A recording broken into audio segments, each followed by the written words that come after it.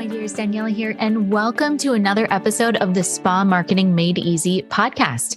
This episode is brought to you by Atto Aesthetics, the #1 coaching company for spa industry professionals wanting to step into the role of spa CEO. And today we are chatting with an incredible woman, a fellow lover of spreadsheets, a woman who finds power in numbers, specifically profit. Her name's Melissa Houston, and we had a lovely conversation, not just about numbers and KPIs and profits, but also about money mindset, which is so important, especially for women business owners. All right, so let me do just a quick read of her bio, and then we'll jump right into that interview. So for more than 20 years, Melissa Houston has helped business owners and their senior level finance staff to ensure financial and business strategies are in place so that they can create more profit in their businesses.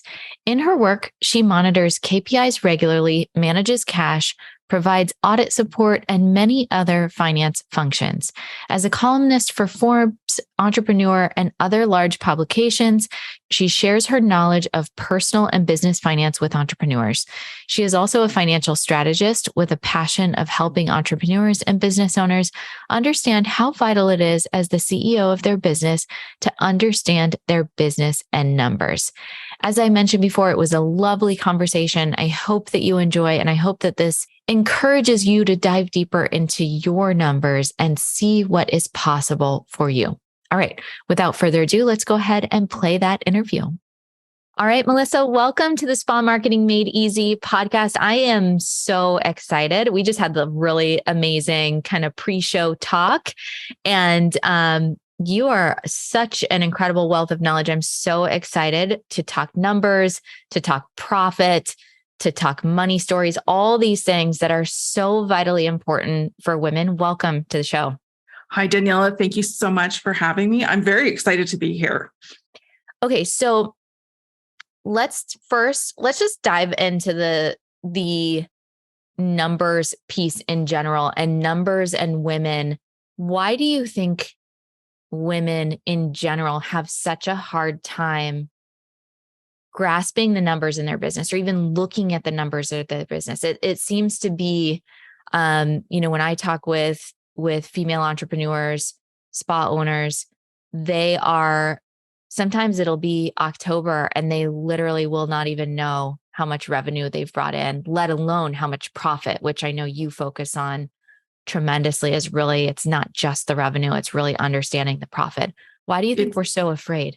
Yeah, it is so much about the profit. And this is such a good question because the women that I work with, we all carry the same fears, right? So whether you're a business owner of a spa or a law firm or what have you, I deal with all types of clients. And the common thread that I see with women is that there is that fear and anxiety about looking at their numbers, but there's also a lot of shame because women business owners tend to feel like they should know absolutely everything. And my argument there is the fact that you started your business, and for your audience specifically being spa owners, you started that because you love what you do. But had you known that being a really effective spa business owner involves looking at your numbers and understanding them, you probably would have ran, right? Because nobody wants to do that. There's so much emotion tied to looking at your numbers.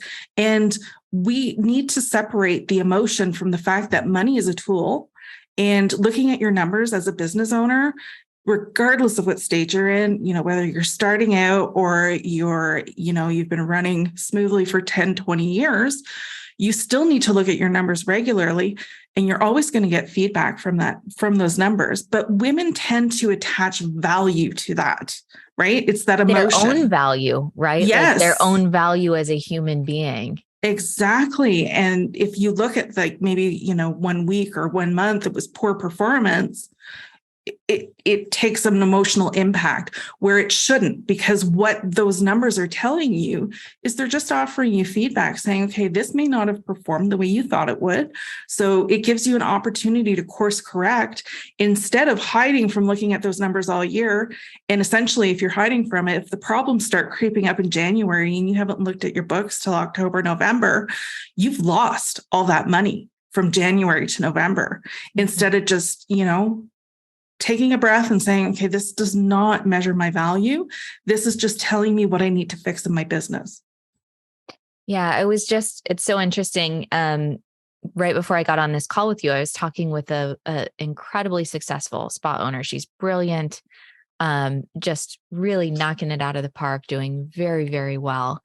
And she was 80% booked. Her whole team was like 80% booked, which in my book is 100%, right? Because with appointments and everything. And she was having a really challenging time because every single 15-minute slot of time was not booked. And it was all I see is that's money, that's money, that's money. And she was identifying it with herself that she's doing something wrong. And I was like, oh my gosh, if you could just see how incredible you're doing right now. Yeah. And how like it's unbelievable the emotional attachment and identity that we put on the performance of our business with ourselves. And the performance of our business is measured by numbers. Right. Yes. And so, yeah. Yeah. I mean, especially like when it comes to money, because our society puts so much value on people who have a lot of money. And when you're earning money, and if you're not measuring up to your own expectations, you tend to be so much harder on yourself. But we're always hard on ourselves. We put unrealistic expectations on ourselves constantly. Okay. So let's talk about profit. Let's talk about the distinction between revenue and profit, and how I know you are an author, you work with clients. How are you helping them to operate their businesses to really focus on profit?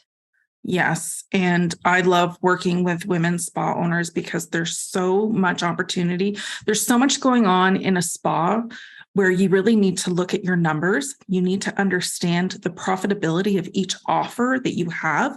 You need to know, you need to know just because you have a bestseller doesn't mean it's the one that makes the most profit. So revenue is important. Absolutely. Like you want to be booked, you want to be operating at capacity or 80% or however you measure it. I mean, that is fantastic. But if you're not making profit in your business, essentially your efforts are fruitless, right? Because the reason why businesses exist is to create that profit.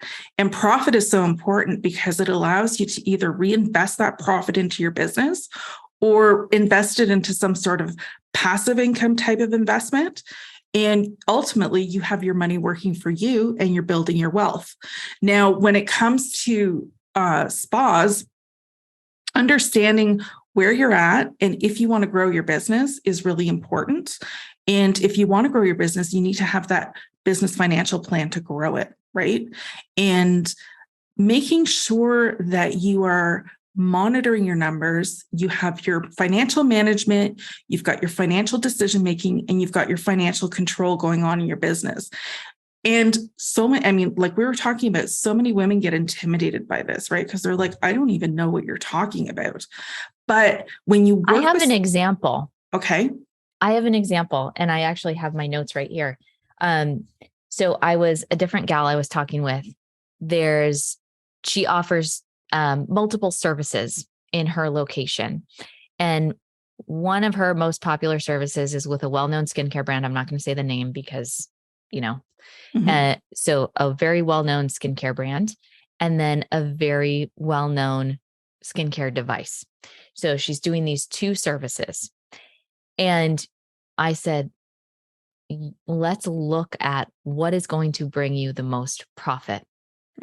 And we calculated if she works 5 hours a day, 5 days a week, and the only thing she did was this, service A, what revenue would be brought in, what we actually calculated the profit that would be brought in after we took out cost of treatment and payroll. And we did it for, service B.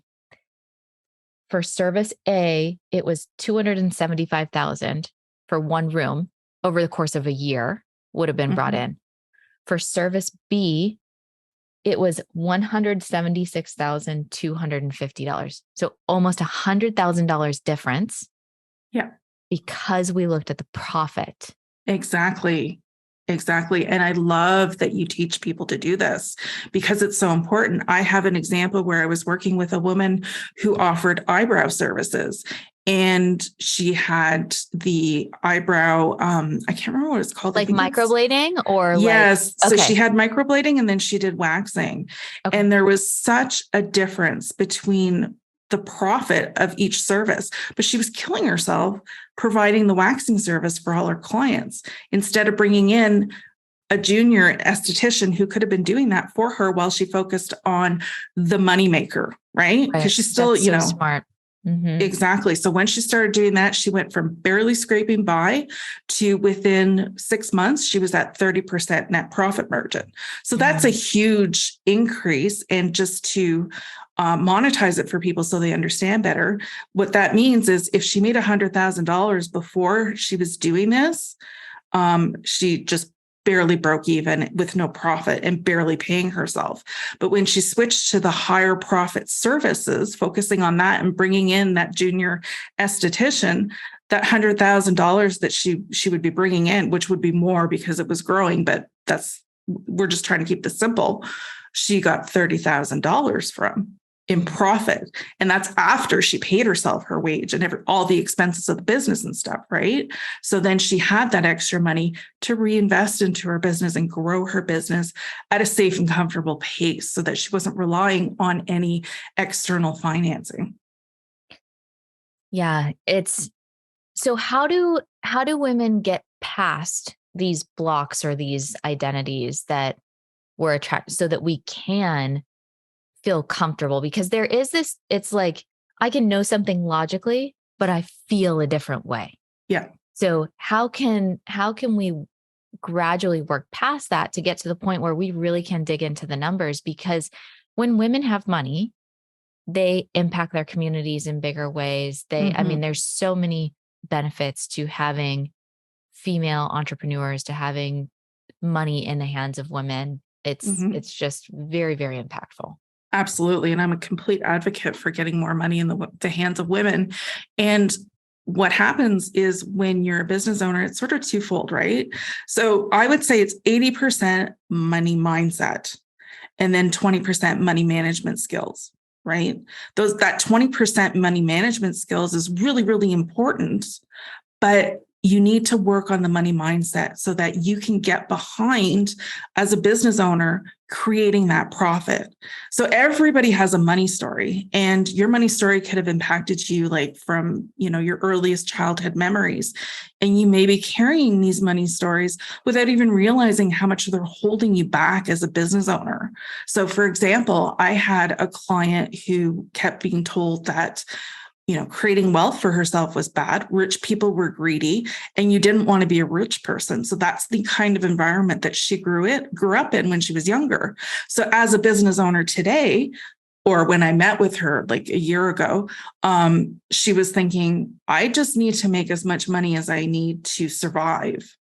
And I challenged that. I'm like, why? Where's this coming from? And, after peeling back the layers and working on the money mindset, she realized that that was the root of her problem. And then she was able to change it as you work on your money mindset. Your money mindset is a muscle, right? So you can't just set it and forget it. You need to be constantly checking in with your money mindset to ensure that you're in that growth mindset, and that you're not letting your money stories or your negative money stories hold you back. It's really important to have a positive relationship with money. Mm-hmm. Yeah. We, something that we are now in the position to do that I'm so grateful for, we do $10,000 grants to females in the beauty industry. And I love that. We have donated $50,000 to the Liberty Foundation for Women, which provides grants for female entrepreneurs. And I share often that, like, if we didn't grow as a company, if we didn't make money as a company, we wouldn't be able to have the funds to pay it forward and support other women. It can be both and, right? Absolutely. I can make money. I can provide employment for other females. I can provide grants for other females, and I can still live a great life. right? Mhm. It doesn't have to be like money gives you options. Money doesn't buy happiness, but it gives you a lot of opportunities, right? Mm-hmm. Yeah, I completely agree with that. And I think that it's absolutely important to give back to your community, but it's also important to be okay with creating wealth for yourself and enjoying it, Mm-hmm. right? It doesn't make us bad people. Yeah, 100% agree. Yeah. 100% agree. Okay, so maybe I missed it. How can we fix or slowly start to work on this disconnect of logically knowing but emotionally, like, are there any, is it the gratitude journals, is it the, like, how are we working on our money mindset when it's such a deep rooted, it's, I'm 41, took me 41 years to build this mindset. Is it going to take me 41 years to fix some of my stories, right? Like another 41 Hmm. years. How do Hmm. we do that? How do we fix that when it's been so ingrained? Yeah, self-awareness is absolutely key. And getting workbooks that prompt you to start thinking about what your money story was. What is it like? How is it that you feel about money, and where did that come from? So, for example, if maybe you're used to being in debt and you're quite comfortable being in debt, but knowing that that's detrimental to your financial success, really thinking about, why is it that I'm in debt? Is it because when I grew up, my family was always stressed out about money and debt was very normal?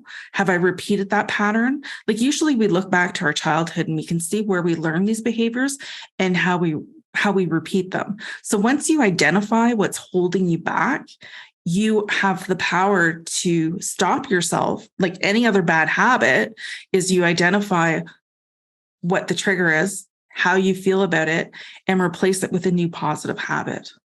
Mm, but it takes work every day. It takes work. Yes. So Yeah.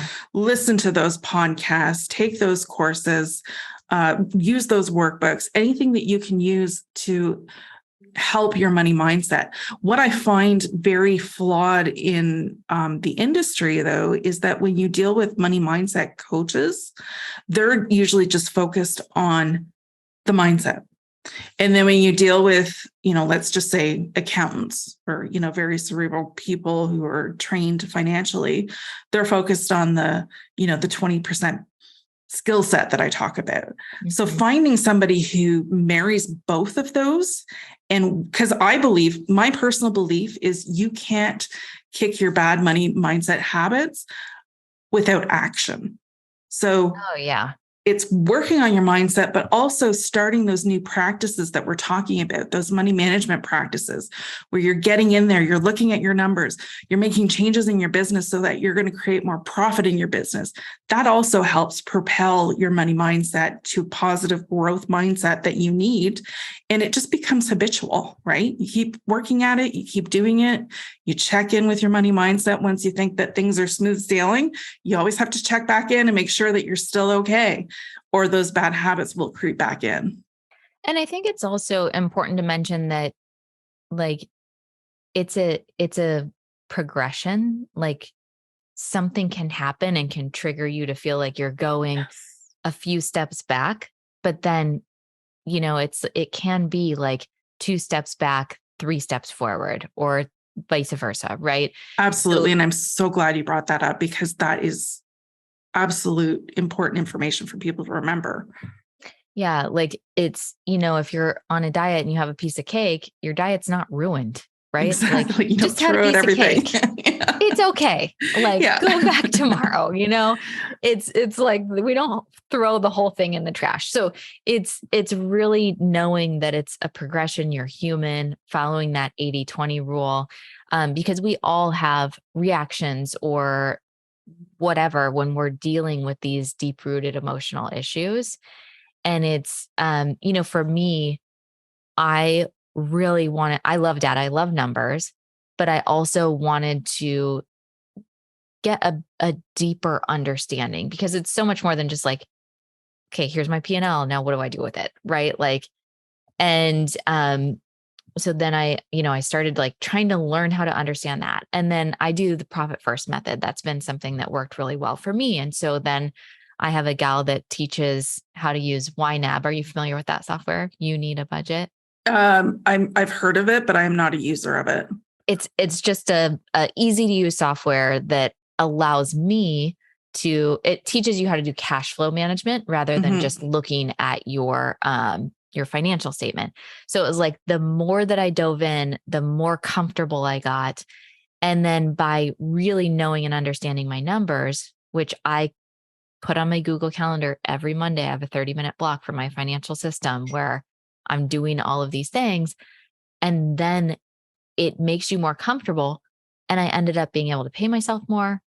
I ended up being able to not have that like anxiety or stress around, are we going to make it this month? Yes. Is it going to be, like you start every month at zero and like, what's going to happen? When you really get in and get comfortable, and as you were saying, kind of build that relationship with money and build that just comfort, your own anxiety goes down, and it makes it so much easier to see and address, like you were saying, like take the information that the numbers are giving you so that you can actually decide, well, what do I need to do? Or I'm totally fine and I don't need to stress, right? Yeah, exactly. Or things are going really well. How do I capitalize on that? It's there's so much information in your P&L or your income statement, whatever you want to call it. It's essentially the same report. There's so many KPIs you can be monitoring. There's so much information you can get from that financial report. I mean, your balance sheet is also important too, but your most commonly used financial statement is likely going to be your income statement. Just get comfortable with that. Create a financial plan off that income statement. Create big, lofty financial goals that you want to go after. It goes back to, women, holding themselves back because they're afraid to admit that what they want out of life, right? And it's like, it's totally okay if you want to have, I don't know, like franchised spas or what have you. It's totally okay. You just have the courage to set those goals. I love that. So you have a book coming out. Tell us what it's about, who it's for. I do. It's called Cash Confident, an entrepreneur's guide to creating a profitable business.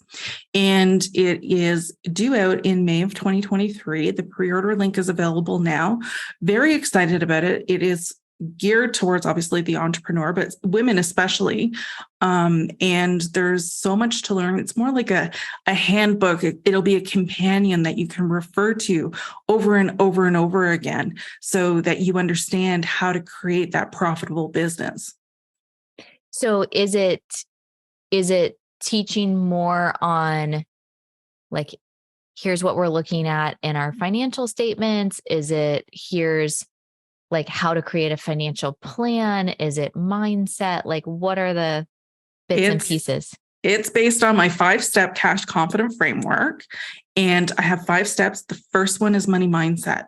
The second one is understanding your financial reports. The third one is creating that financial plan for your business so that you can increase the profit. The fourth is monitoring, keeping that financial control in your business so that you don't go off plan too much. And then the fifth one is cash management. So it talks about all these 5 steps and how important they are and how they all work together to make you the best business owner that you possibly can be. Because I am a firm believer, in order to be the best CEO of your business, you need to know your business numbers. That gives you an intimate understanding of your business and how your business makes profit so that you're impacted by this every day in your daily decisions. Every decision that you make for your business will be in the best interest of your business to create that profitability for your business. Profit's not a bad word. Women often react to it where they feel that shame, guilt, whatever, like I don't want to do this. But profit's a good word. Profit, like we talked about earlier, it provides so much opportunity for you, your business, and your community. I love that.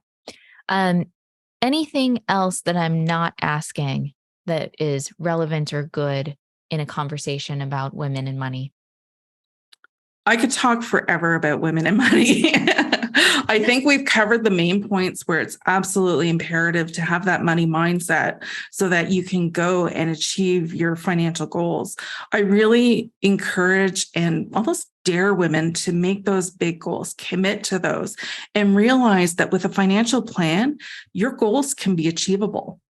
You may not achieve them in a year. Like if you're wanting, a $10 million business and you're starting out at 100,000 right now, you may not achieve that in a year, but with good financial planning and following that financial plan, you may get there in 5 years.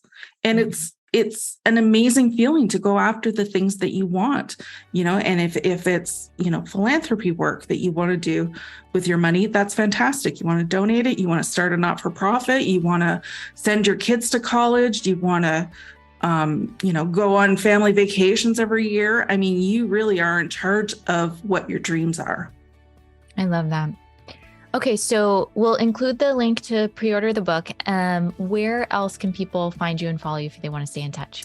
Yeah, so you can go to shemeansprofit.com, and that is where I have my blog, I have a podcast, and I have a YouTube channel. And everything that I do is around creating that wealth for people. So there's a ton of resources out there. If you want, you can download my 5-step roadmap to a profitable biz.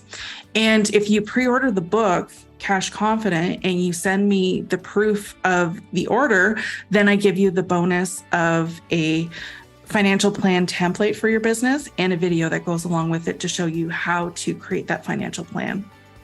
Very good. Thank you so much. This is incredibly important work for women, for entrepreneurs, but for women especially. So I really appreciate you sharing your gifts with the world and with our community. Thank you so much for having me. This has just been such a great talk. Wonderful. All right. For those of you that want to keep the conversation going, be sure to head on over to the Spa Marketing Made Easy Facebook group, and we'll catch you on the next episode.